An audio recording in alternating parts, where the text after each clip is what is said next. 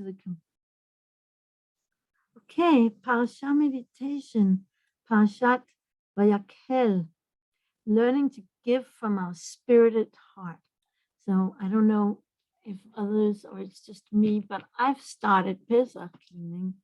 Also, my mom is coming, but in general, I don't like to do everything in the last minute.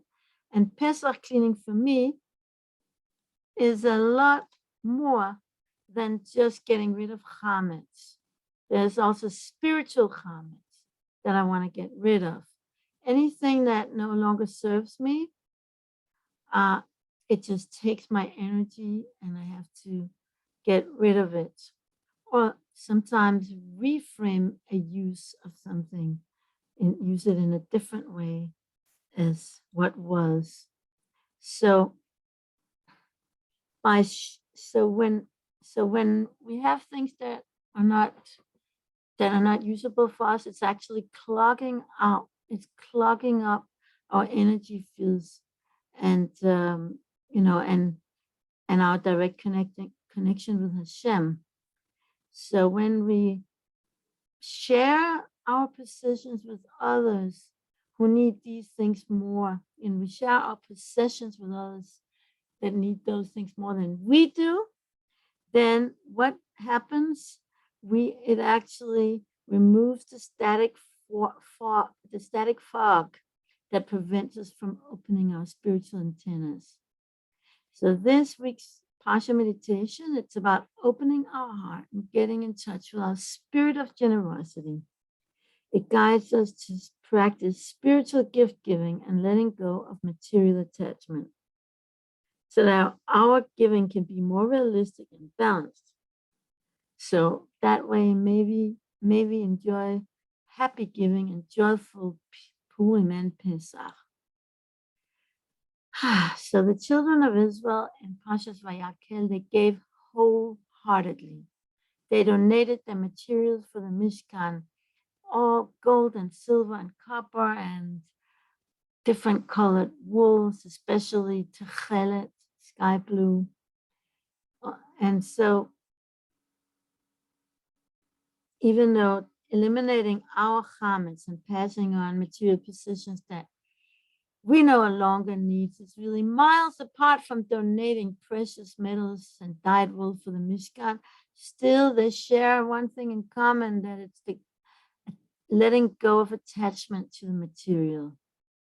So the period prior to Pesach is really perfect time to letting go of material attachment and share our stuff for people we love and those in need. It's only possible to impart something that we ourselves have. And that's why it's really important to learn to be realistic in our giving. Some people, they really want to give gold, but all they have is silver. And some people,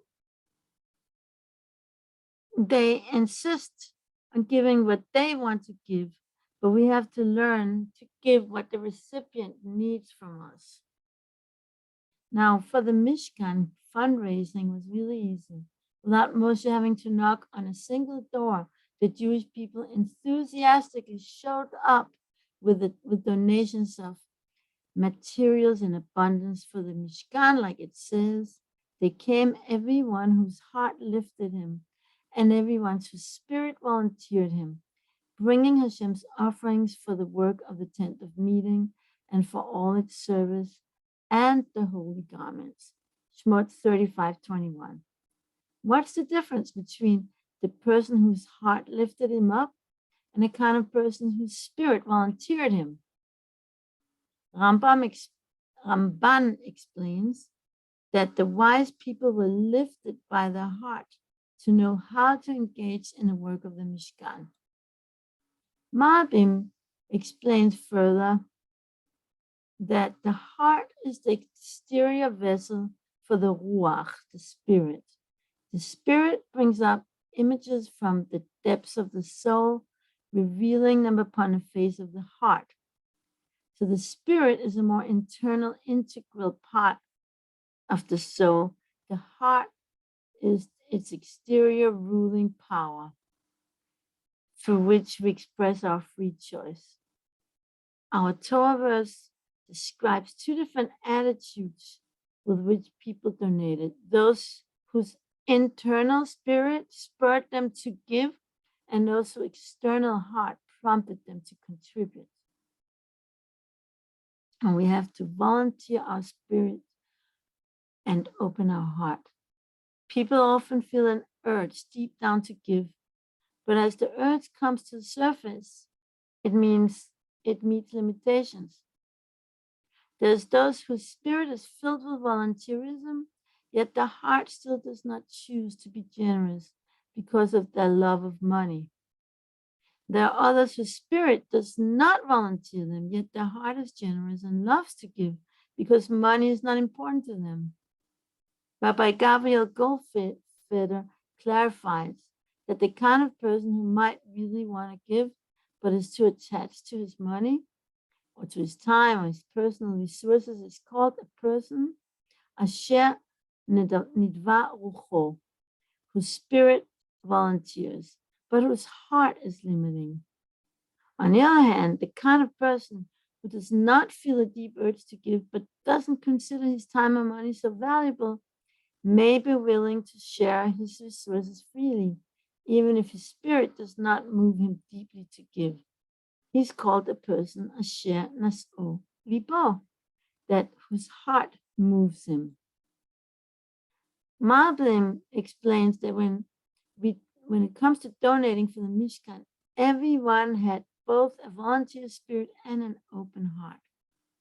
That's why the Torah states both that every person's heart lifted him to have a good will to give, and also that his spirit volunteered him to connect deeply through the depths of his imagination with the great benefit of this generosity.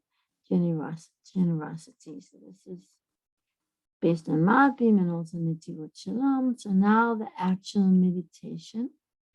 Sit comfortably in your chair or cushion. Close your eyes and take some deep breath. Pay good attention to your rhythmic breath and allow yourself to relax even more. Ask Hashem to help you get in touch with your Ruach spirit, the deepest spiritual seat of your emotions. Continue breathing deeply while you connect with your Ruach, the mediator between your neshama, which is inherently divine, and your nefesh, which secures your physical survival. Visualize the three letters spelling out the word Ruach.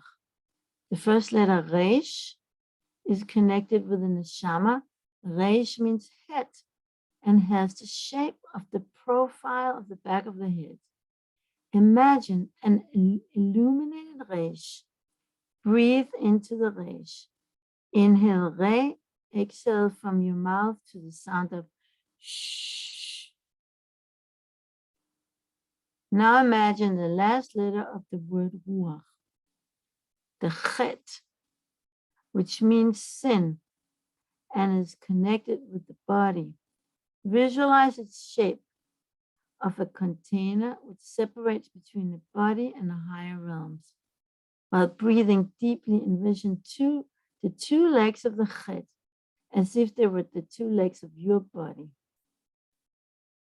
The middle letter Vav, or U in this case, which means and, corresponds to the Ruach, the connecting point. The connecting point between the neshama and the body. As you breathe slowly and deeply, connect to your Ruach.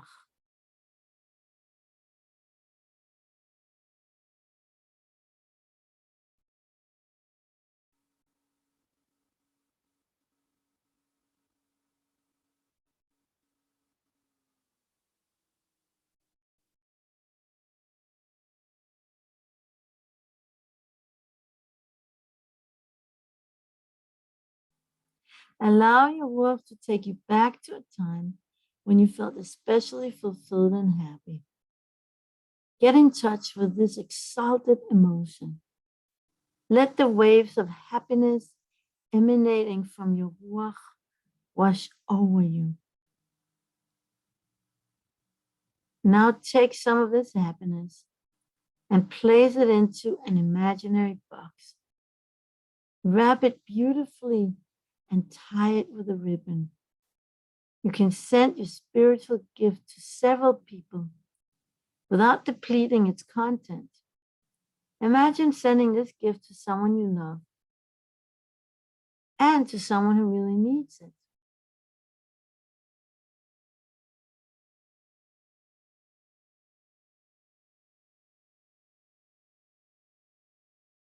Continue sending this gift to as many people as you feel like. You can always send it again at a different time. Now let's get in touch with our heart. Place both of your hands on your heart and try to feel its rhythmic beating. If you can't feel it there, move one hand to your throat. Think about a material thing that your heart desires very much. It could be a garment, jewelry, money, an electronic item, or your favorite food.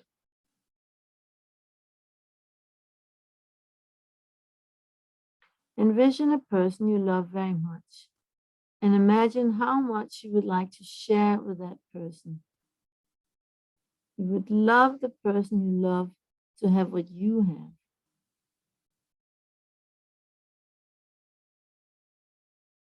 Choose one of your favorite material possessions and pray to Hashem silently to help you let go of your attachment to this item. Imagine how life would be manageable even without this favorite thing, especially considering how you could make someone else so happy.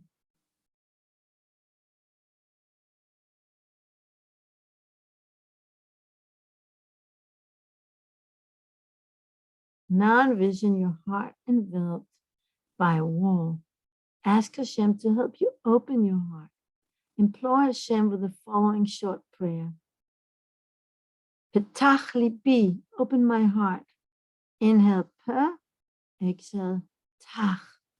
Inhale li, exhale bi. Petach, pe, tach, li, bi. Visualize the small opening in the wall surrounding your heart. Visualize it expanding and getting bigger and bigger, filled with light.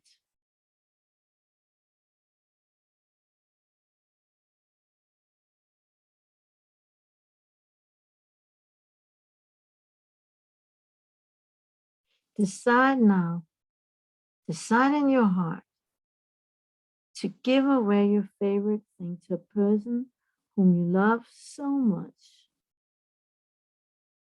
If it's too difficult to give away your favorite item, you can practice on something that you like very much, but is not your most favorite thing.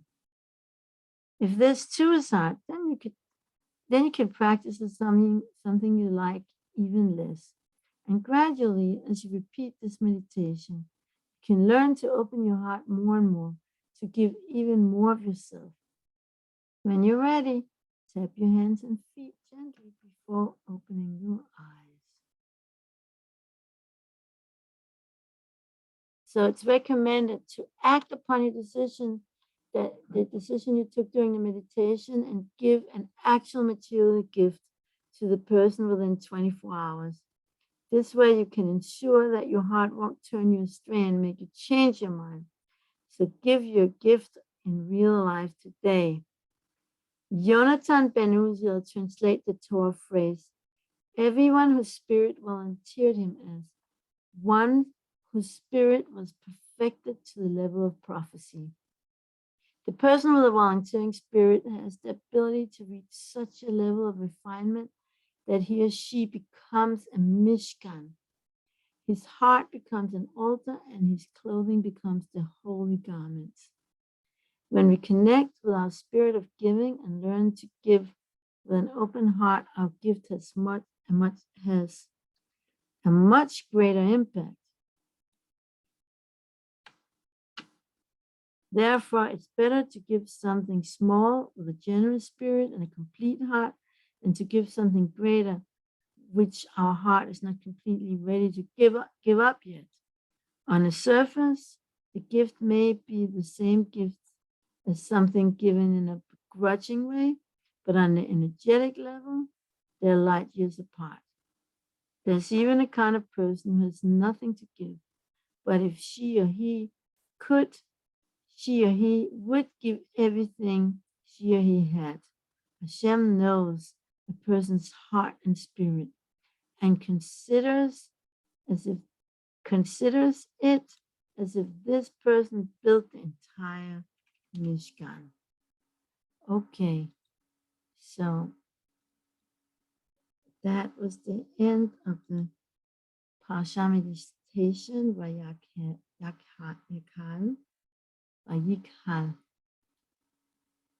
Vayakhel.